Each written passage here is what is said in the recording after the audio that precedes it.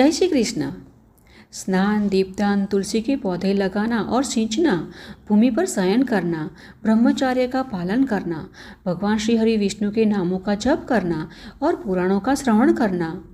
जो कार्तिक मास में इन सब नियमों का निष्काम भाव से पालन करते हैं वे मृत्यु से मुक्त हो जाते हैं। यह व्रत भगवान श्री कृष्ण को अत्यंत प्रिय है। सूर्य भक्त, गणेश भक्त, शक्ति उपासक, शिव उपासक और वैष्णव सभी को समस्त पापों के नाश हेतु कार्तिक व्रत का पालन करना चाहिए। और यह पावन कार्तिक मास पूर्ण होने में अब कुछ ही समय शेष बचा है, इसलिए इस कार्तिक मास के बचे हुए समय का हमें सदुपयोग करते हुए इस समय अवधि में अधिक से अधिक भगवान श्री हरि विष्णु की पूजा आराधना, जप तप और दान करना चाहिए। और हमारे धार्मिक ग्रंथों में भी कार्तिक मास के शुक्ल पक्ष की अंतिम 3 पुण्यमयी तिथियों का विशेष महत्व बताया गया है। तो आइए जान लेते हैं कि कार्तिक मास के शुक्ल पक्ष की अंतिम 3 पुण्यमयी तिथियों का क्या महत्व है और इसका पालन कैसे करना चाहिए। तो कार्तिक मास के शुक्ल पक्ष की अंतिम 3 शुभ तिथियां त्रयोदशी, चतुर्दशी और पूर्णिमा है, जो पुण्यदायी है। इनका नाम अति पुष्करणी है।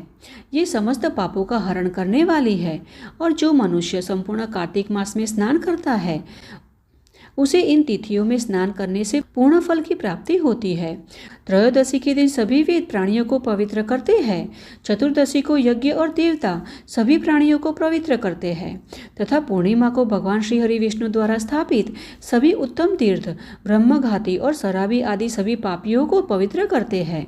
जो गृहस्थ उपरोक्त 3 तिथियों में ब्राह्मण कुटुंब को पूजन करवाता है वह अपने सभी पितरों का उद्धार करता है और परम गति को प्राप्त होता है। जो कार्तिक के अंतिम 3 दिनों में गीता का पाठ करता है उसे प्रतिदिन अश्वमेध यज्ञ का फल मिलता है।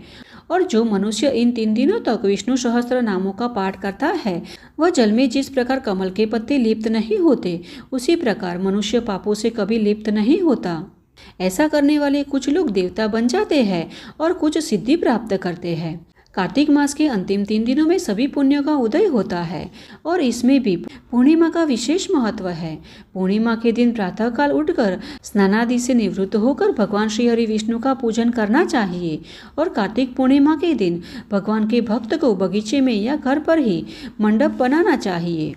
उसे केले के स्तंभ से सजाना चाहिए और उसमें आम के पत्तों का तोरण बांधकर और गन्नों को खड़ा कर मंडप को सजाना चाहिए और सुंदर वस्त्रों से मंडप को सजाकर उसमें भगवान श्री हरि विष्णु का पूजन करना चाहिए। और शुद्ध, चतुर, शांत, ईर्ष्या से रहित, संत, दयालु, उत्तम वक्ता और देवताओं के इतिहास को जानने वाला परम बुद्धिशाली विद्वान के मुख से वहां बैठकर पवित्र कथा का श्रवण करना चाहिए। और जब तक कथा समाप्त न हो तब तक वहां से जाना नहीं चाहिए। समारोह के अंत तक किसी को प्रणाम नहीं करना चाहिए। और जहाँ दुष्ट लोग रहते हो, जहाँ शूद्र और हिंसक पशु हो या जहाँ जुआगर हो, ऐसे स्थान पर बुद्धिमान पुरुष को कथा नहीं करनी चाहिए। अपितु जो श्रोता शुद्ध और श्रद्धालु हो, जो अन्य वस्तुओं की इच्छा नहीं रखते हैं, जो मौन, पवित्र और बुद्धिमान हो और पुण्य के भागी होते हैं, उनके समक्ष की कथा का वर्णन करना चाहिए। जो व्यक्ति भक्ति के बिना और तुच्छ भावना से पवित्र कथा सुनता है उसे सुनने का फल नहीं मिलता। और मास के अंत में धूप, माला, वस्त्र, आभूषण और धन से भक्तिपूर्वक विद्वान वक्ता का पूजन करना चाहिए। और इस प्रकार जो व्यक्ति कल्याणकारी पौराणिक कथाओं का श्रद्धापूर्वक श्रवण करते हैं वे अनंत काल तक ब्रह्मलोक में निवास करते हैं। तथा जो कोई पौराणिक विद्वानों को कंबल, मृग चर्म, वस्त्र, सैया या पलंग देते हैं और जो कोई पहनने के लिए वस्त्र देते हैं वह ब्रह्मलोक में निवास करता है। यह कार्तिक महात्म्य सभी रोगों और सभी पापों का नाश करने वाला है। अतः जो मनुष्य भक्तिपूर्वक इस महात्म्य को पढ़ता है अथवा सुनता है और आत्मसात करता है वह सभी पापों से मुक्त होकर भगवान श्री हरि विष्णु के लोक को जाता है। और जिस किसी मनुष्य की बुद्धि भ्रष्ट हो और जो श्रद्धा से रहित हो ऐसे किसी व्यक्ति को यह महात्म्य नहीं सुनना चाहिए। इस प्रकार सूत जी कहते हैं कि ब्रह्मा जी के मुख से कार्तिक महात्म्य की कथा सुनकर नारद जी प्रेम में मग्न हो गए और उन्होंने ब्रह्मा जी को बारंबार प्रणाम किया और स्वेच्छा अनुसार वहां से ब्रह्मांड भ्रमण करने हेतु और कार्तिक मास का प्रचार करने के लिए निकल गए। तो यह थी कार्तिक मास के शुक्ल पक्ष की अंतिम 3 शुभ तिथियां, त्रयोदशी, चतुर्दशी और पूर्णिमा के महात्म्य की कथा।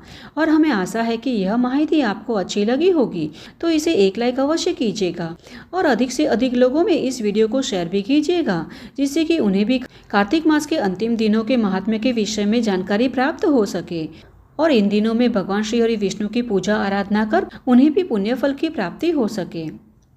तो चलिए हम भी कार्तिक मास की यह पुण्यदायी अंतिम तिथियों का निष्ठापूर्वक पालन कर भगवान श्री हरि विष्णु का आशीर्वाद प्राप्त करते हैं और फिर से मिलते हैं हमारे शास्त्रों में वर्णित ऐसी ही वैदिक और प्रमाणभूत कथाओं के साथ।